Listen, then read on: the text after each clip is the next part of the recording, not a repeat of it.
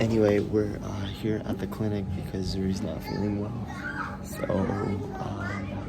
yeah, we're gonna see what's up there. How are you guys? Karabuni! We don't even know where to start with this video because... Welcome back to Lucas and Faith. That's where we start at. Yeah, I'm Faith. I'm Lucas. And we have a story time for you. If you remember the last video like a couple months ago, we said we were gonna give you a story. But we've been missing in action because... Do you want to share why we've been missing in action? We've been missing in action because we've had a lot going on. Faith is pregnant. 1, 2, 3.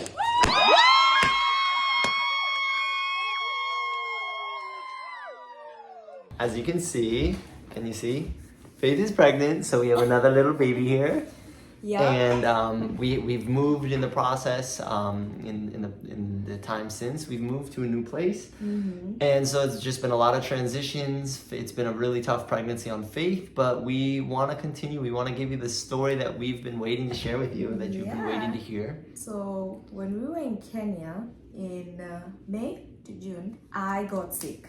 We had traveled to my grandmother's place and my aunt was like, oh, I got this water from, it's rainwater. So they collected it from the roof and I was the only person who was like, yeah, me, I'll drink it. So I consumed the water and then that was like, I think it was over the weekend. And then when we got home to Nairobi, my parents' house, I just got sick.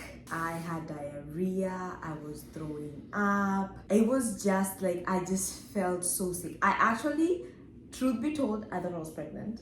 Wow. I remember telling my cousin, I think I'm pregnant. I think I'm pregnant. So she was also sick. So we're like, you know what, let's just go to the hospital. My sister then tells me, no, take an Uber and go to a nice hospital. I don't know if you guys have heard of Avenue in Kenya. And I was like, no, it's okay, I'll just walk to the clinic. So me and my cousin, tukachukuana, we walked to the clinic. The blind leading the blind, because I was like, oh, Zuri is here, I don't want to leave her, I don't know how long I'll be waiting at the clinic, at this hospital. So I was like, you know what, I'll just go to a tiny clinic. Where? Character Development Clinic. I cannot even remember the name of this clinic. Where was it? It was in Githurai. Let me tell you something. What was Githurai? Githurai 45. 45. No wonder you guys survive anything. Because me, I don't know how this clinic is still open. It should not be open. This clinic should not be open. According to medical health standards, this clinic should not be open. Anyway, we walk in. Hiya, my sister, first of all, when I told my sister and my sister tried to tell me to go to Avenue and I refused, she was like, okay, this doctor, I'll call this doctor, he works in Kenyatta, but he has Kenyatta is one of the biggest hospitals in East Africa, I think. So she was like, I'll call him and he has a clinic in Githurai. So we went. So we walk in and I'm like, Kali, where am I? What are we doing here? I was like, you know what? Don't judge a book by its cover. He calls us in. First of all, he called the both of us in. Why? What business do I have finding out what my cousin has? HIPAA. First of all, HIPAA. Because why does she need to know what I have and why do I need to know what she has? I don't need to know all of that. So this guy is talking to us. Me, I'm just like, just treat me, I need to go home. He draws blood. He draws blood. So guys, I'm not feeling well. So I came to this hole in the wall with Tanja. Guys, this doctor didn't even use a glove to take my blood. He didn't use gloves. Now he has a centrifuge in his office. Like, not the ones that, not the electrical ones that spins itself. It's a mechanical one that he's spinning. Look at the centrifuge he just used. I wanna die. He's doing everything in front of me and my cousin. So after he draws mine, now he's now put mine aside, he draws my cousin's. And then I think we waited for like 30 minutes. I think we're there for 2 hours. If I don't make it, guys, my remains should be shipped to the States. Atanasikia tu kuhara. Kenyans are survive. So he gives us our results. I had H. pylori and typhoid. So for me, my treatment was 3 months of like typhoid medication and I had to do, I think, 14 days of shots. So he gives me the first, it was an IM, intramuscular, and IV. One was going into my vein. Get the 2 shots, I pay. Ridiculous. First of all, the whole treatment was like 7,000 Kenya shillings. That's like around $50. So I was like, oh, that's nothing compared to like healthcare here. But at least I'll get a doctor who is using gloves, like taking my health into consideration, because this guy did not.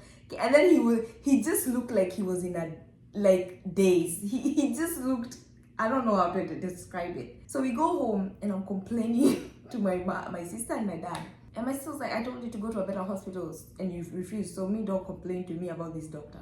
But I was like, you know what? I'm just gonna go and do this 14 days of medication just so that I cannot. And I was paying every day I'm going. I was paying because I didn't pay everything up front. I don't know why I didn't pay, but thank God I didn't pay everything up front. First day, I go get shot, 2 shots. Second day, 2 shots. The third day, this is when I was like, typhoid ikitaka kuniua, wache niue. If it wants to finish me, let it finish me. I walk in. He had given, I think he had given somebody medication. He had given somebody either IM, IV, whatever it is. The syringe was still in the bottle. He takes it out and uses it to draw my medicine, the one that he's putting in my body. Have you ever been shocked to the point you can't even talk? There's nothing you can say. First of all, you're not using glass. You're using the same syringe that you're using for somebody else. I don't even know what medication that was. Using it on me. Watu wa Githurai, Mungu anawapenda. So he gave me the shots and I went home. I never went back. Anyway guys, Zuri woke up and I had to get her. But that was the horror side of my experience, medical experience in Kenya. We had such a beautiful experience with Zuri. Zuri got sick in Kenya.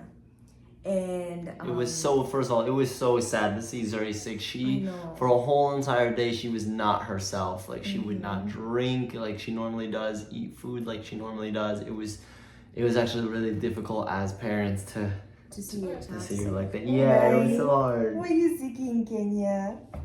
We had visited my aunt in Naivasha, and on the way back, Zuri just did not feel well. Yeah, we went to visit Shosho, you remember?